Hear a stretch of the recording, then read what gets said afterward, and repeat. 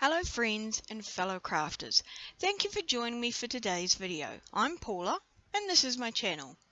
If you're an existing subscriber, it's great to be spending some more time with you and sharing some crafty new ideas. If you are a new viewer, welcome to my channel.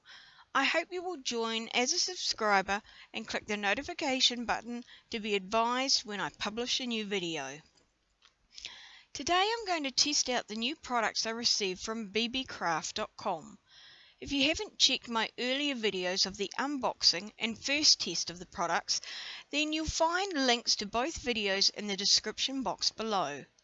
In this video, I'm going to demonstrate a couple of ways you can use the items I received to make accessories for your junk journals, though of course you can use them as standalone items or with other craft projects as well. I've decided I wanted to use the ribbon crimps along with some sari ribbon to make a closure for a couple of junk journals I'm currently working on. I'm not sure which of the two journals I'll use it with, but I'll try it on both as they both use papers from the same digital kit from Susan Taylor Brown, Poppiness. That way I know it will coordinate with either of the journals, or both. I've started by cutting 3 strips of sari ribbon to the same length. I've layered them on top of each other and glued them into place inside one of the ribbon crimps. For this project I'm using a 20mm silver ribbon crimp from the PandaHall Elite 680 piece set. There's 6 sizes in 4 different colorways, and again there'll be a link down below in the description box. I've just put a drop of quick grab liquid glue inside the crimp to hold the ribbons there. I've folded in the edges so that the ribbon matches the width of the ribbon crimp, and then I've used the flat-nosed pliers, or long-nosed pliers rather, from the NBEADS 3-piece plier set to close the ribbon crimp. Now the way I do it is I crimp part way on each side and then fully close it, so that way I know I'm not going to get any unexpected bends inside the ribbon crimp. Now that I've got everything in there and secure, and I've given the ribbons a little bit of a pull to make sure that they're not going to come out, I'm actually plaiting the sari ribbons to do a bit of an unusual closure. You can see there as I expand out, I've got more than enough sari ribbon for what I need, so I'm just trying around one of the journals to see, have I plaited enough of the sari ribbon? And I found that I had, so I'm just going to chop them all off. And this second end was a lot easier for me because I didn't have to worry so much about making sure that the ribbons were the right length. Because they've already been bunched up with the plaiting process, it was actually a lot easier to fit them inside the ribbon crimp. Again, a drop of glue just to hold it in because I felt like I didn't really have enough hands to do everything at once, and just using that little drop of glue made keeping the ribbons in where I wanted that much easier. I'm using that skewer with the point just to make sure that all the ends are tucked in nicely, as well as any loose fibres, because sari ribbons do have a lot, and make sure that they're all tucked in out of the way before I close the crimps, and then again afterwards. And it just allows me to make sure that my ribbon closures are nice and tidy. Doing another quick check on the fit there before I carry on. Now I wanted this to be held together with a chain, so I'm just going to add a couple of jump rings on either end, and using the long nose pliers from the set, as well as a second pair that I have, to make it easy to open that jump ring. Fitting that in and inserting the chain on the end, and then trying to work out how much chain do I actually need.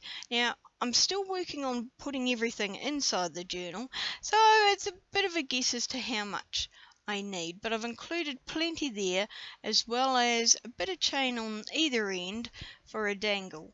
And you'll see me make some beads, or add some combinations of beads together on some jewellery findings to include on the bottom of the chain.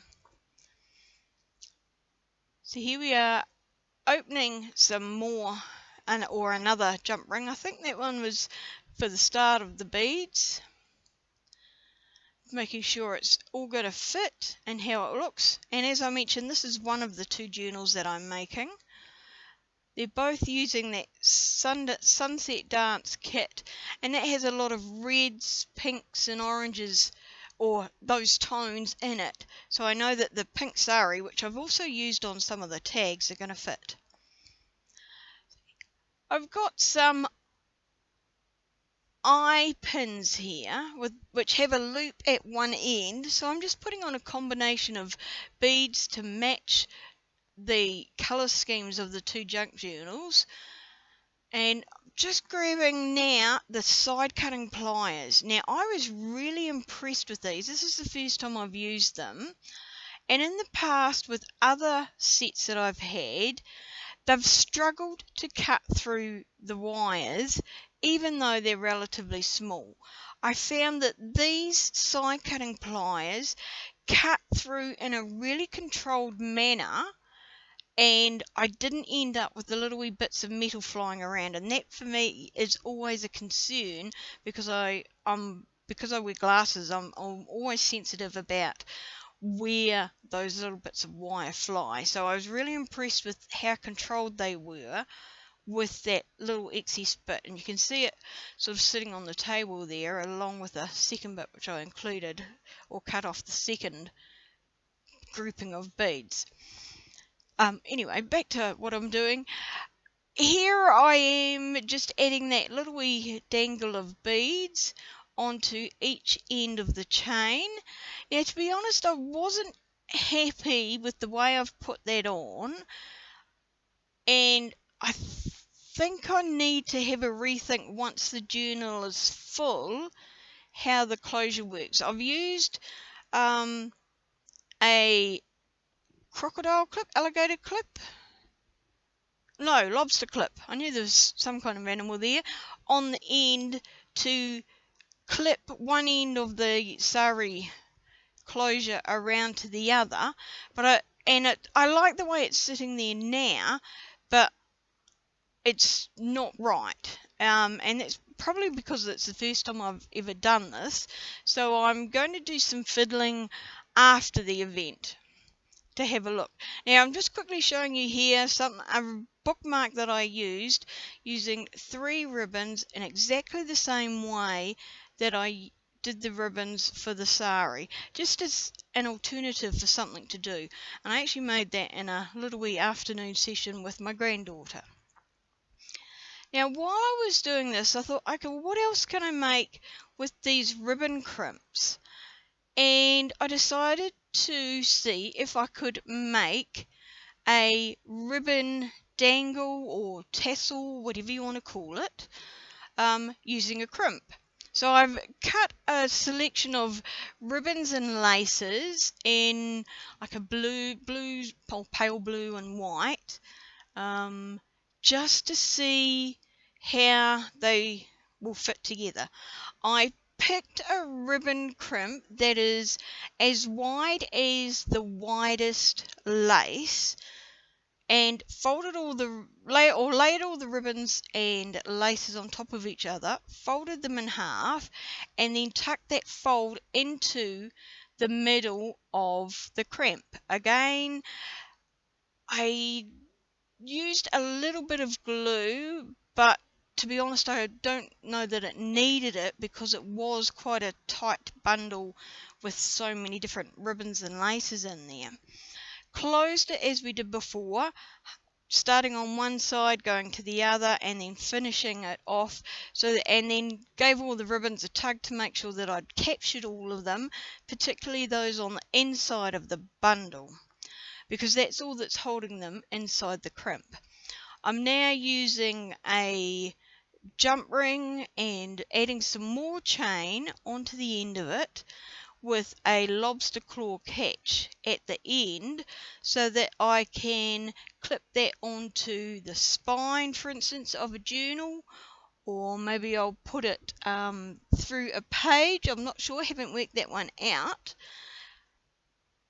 but just wanted some way of attaching it.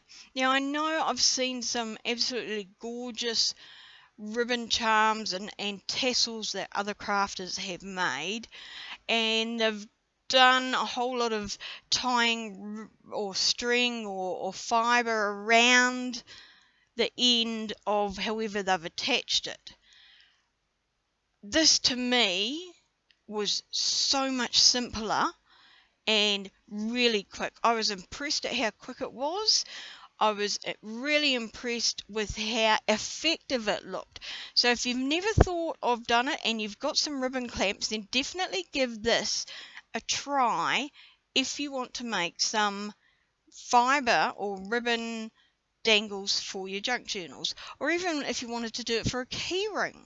That would look totally awesome.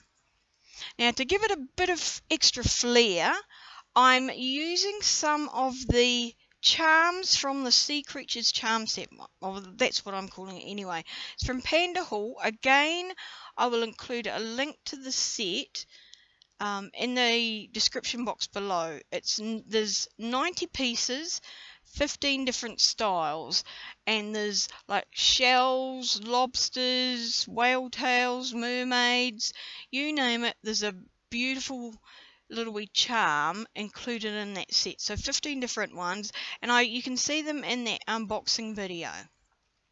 But I've just picked 3 here to include on the chain of the dangles, and you will see close up very shortly what they all look like. So there we go.